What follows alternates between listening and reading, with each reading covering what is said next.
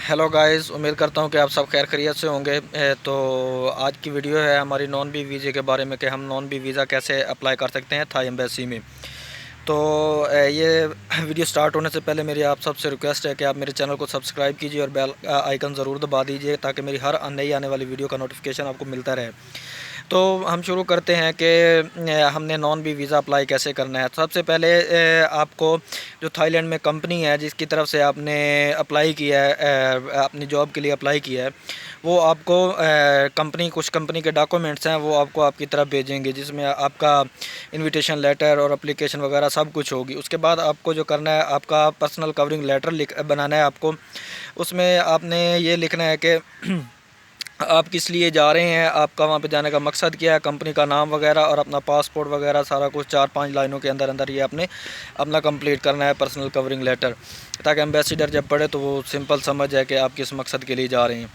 तो उसके बाद आपको जो डॉक्यूमेंट्स चाहिए इसके साथ, और वो आपको चाहिए, आपका पर्सनल कवरिंग लेटर हो गया, आपका पासपोर्ट हो गया जो 6 महीने तक वैलिड होना चाहिए, और उसके बाद आपकी बैंक स्टेटमेंट हो गई, आपका ID कार्ड हो गया और कंफर्म टिकट हो गई।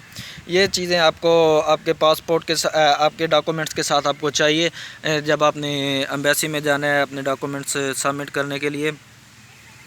तो उसके बाद आप एम्बेसी जाएं और अपने ये डॉक्यूमेंट्स वहाँ पे सबमिट करवाएं, वो आपको एक रेसिप्ट दे देंगे। उसके बाद आप 6 से 7 दिन का आपको टाइम देंगे। 6-7 दिन में आप जाके अपना पासपोर्ट रिसीव कर सकते हैं। और उसके बाद जो आपको बैंक स्टेटमेंट चाहिए वो कम से कम 6 महीने की होनी चाहिए, और जो क्लोजिंग बैलेंस हो कम से कम भी आपका 3-1 लाख रुपया लाजमी होना चाहिए। ये आपका क्लोजिंग बैलेंस होगा। और उसके बाद आपका जो कंफर्म टिकट है वो तो मस्ट है, कंफर्म ही होनी चाहिए, लेकिन आपका जो बैंक स्टेटमेंट है वो अच्छी होनी चाहिए। और उसके बाद जो आपका पर्सनल कवरिंग लेटर है वो खूबसूरती से बना होना चाहिए। आपकी 2 पासपोर्ट तस्वीरें भी लगेंगी आपके फॉर्म पर। और फार्म फिल करने के लिए जब आप एम्बेसी जाएंगे तो वहाँ पे एजेंट बैठे होते हैं, वहाँ पे जाएं, वो आपको 500 से 600 रुपया लेंगे, आपको फॉर्म फिल करके दे देंगे।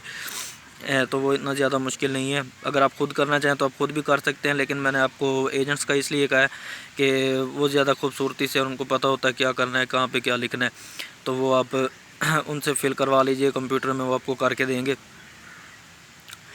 तो इतना ये ज़्यादा मुश्किल काम नहीं है। आप खुद जाएँ एम्बेसी और आप अपना वीज़ा अप्लाई करें। आपको 5 से 6 दिन या ज़्यादा से ज़्यादा मैक्सिमम 7 दिन लगेंगे, तो वो आपको आपका वीज़ा दे देंगे। तो ये सिंपल सा प्रोसीजर है। तो आप ये इस तरह कीजिए और आपको उम्मीद करता हूँ कि आपको आपका वीज़ा मिल जाएगा। तो मुझे अपनी दुआओं में याद रखिएगा, और प्लीज़ प्लीज़ प्लीज़ मेरे चैनल को सब्सक्राइब कीजिए, बेल आइकन दबाइए, और मेरी वीडियो को लाइक भी करें और ज़्यादा से ज़्यादा शेयर भी करें। Thank you and God bless you.